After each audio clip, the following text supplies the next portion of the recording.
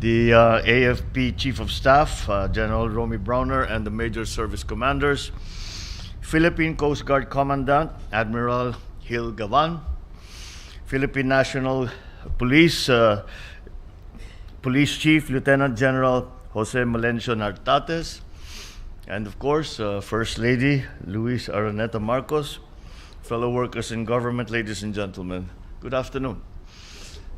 I depart now for Gwangju, Republic of Korea, to attend the 32nd Economic Leaders Meeting and related activities upon the invitation of President Lee Jae-myung.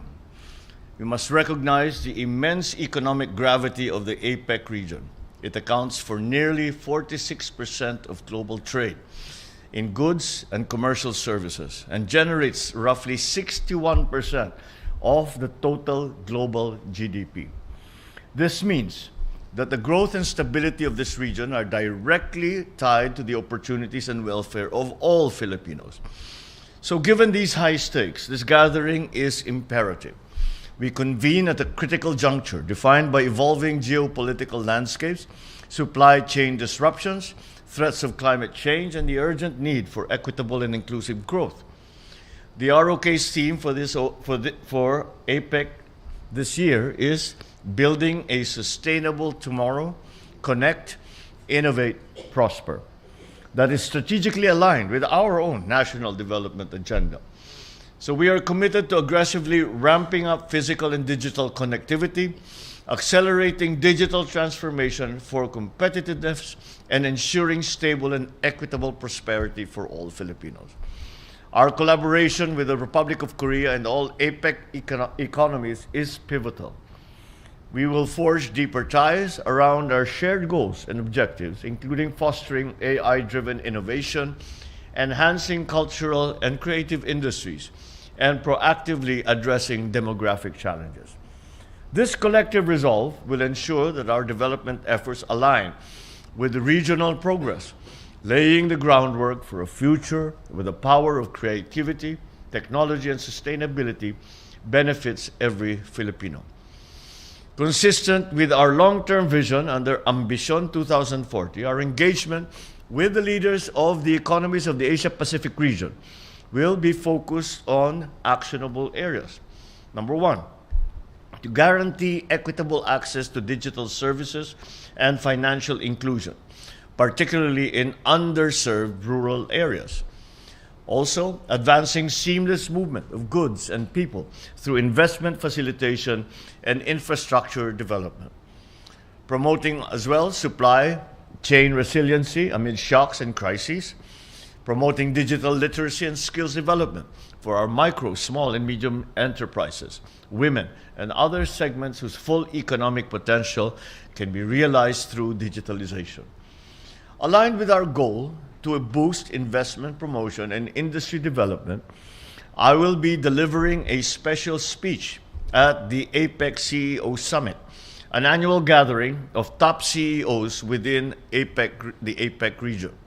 And through this, I intend to showcase the Philippines' commitment to fostering economic partnerships and promoting a favorable business climate, aligned with our government's vision of building a strong, innovation-driven economy. Among others, we will highlight how we are pursuing digital transformation as a core pillar of our development, fully recognizing the potential of new technologies to unlock a more prosperous and resilient future. Coming from the successful 47th ASEAN Summit this week, we will also lobby for stronger collaboration with regional partners, including ASEAN, in driving and achieving our shared objectives for a sustainable, technologically empowered, and inclusive future. As the chair of ASEAN for 2026, our goal is to impart that working silos impede the region's potential. Real growth and lasting prosperity are achievable when we break down barriers, share knowledge, and collaborate across sectors, industries, and communities. On the sidelines, I look forward to meeting with Korean business leaders to deepen trade ties, attract investment, and strengthen people-to-people cooperation. I want to use this moment to reaffirm a core truth. to the international business community. The Philippines is not merely ready. We are a reliable, forward-looking partner in the Asia-Pacific. Invest in the Filipino. I also look forward to meeting our vibrant Filipino community in Busan for the first time, where our fellow countrymen continue to thrive and make meaningful contributions to the city's socio-economic growth, further strengthening the enduring people-to-people ties between the Philippines and the Republic of Korea. I am fully confident our participation in the APEC Economic Leaders Meeting will produce concrete, meaningful outcomes that enhance cooperation, drive connectivity, and promote inclusive prosperity. So, alongside our efforts to strengthen the Philippines' regional foothold and attract investment, we continue to cleanse our bureaucracy of corruption, because only a transparent government can build a fair economy. Last October 25, this administration renewed a promise that guides all our actions: to guard every peso entrusted to us and return it to our people in the form of progress they can see and that they can feel. When funds are protected and spent to discipline, prices ease, opportunities grow, and communities thrive. The Department of Public Works is now aligning its project costs with real market prices and reducing these by 50%. So let me be clear, the quality of what we build will not be compromised. The only thing weakened will be corruption. This is the accountability that our citizens deserve.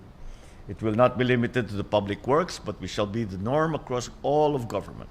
We are reducing costs for 2026 of the FMRs, the irrigation, classrooms, and hospital.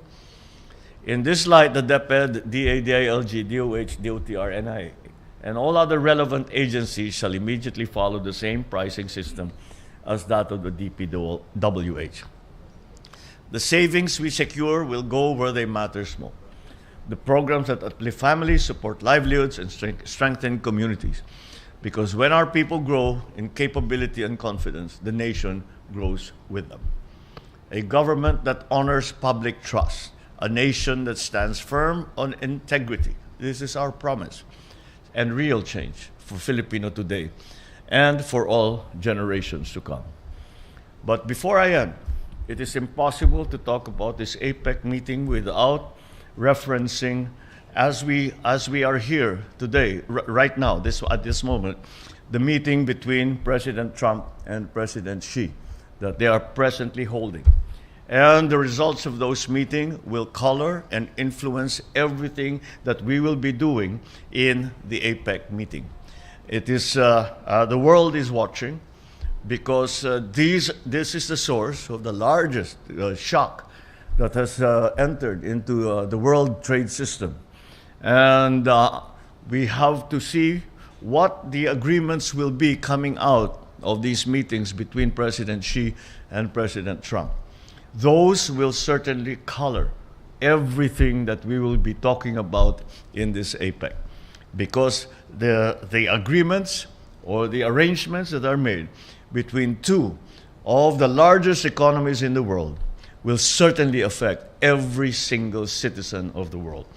And so that makes this APEC meeting a much different meeting from all the others that we have attended, because on the sidelines are the decisions being made on how trade is going to be conducted, certainly at least between the two largest economies in the world, but with a ripple effect for entire global economy. And so that is what we are looking out for. That is what we need to understand. And that is why the world is watching and waiting, as we are. Maraming salamat at mabuhay tayong lahat.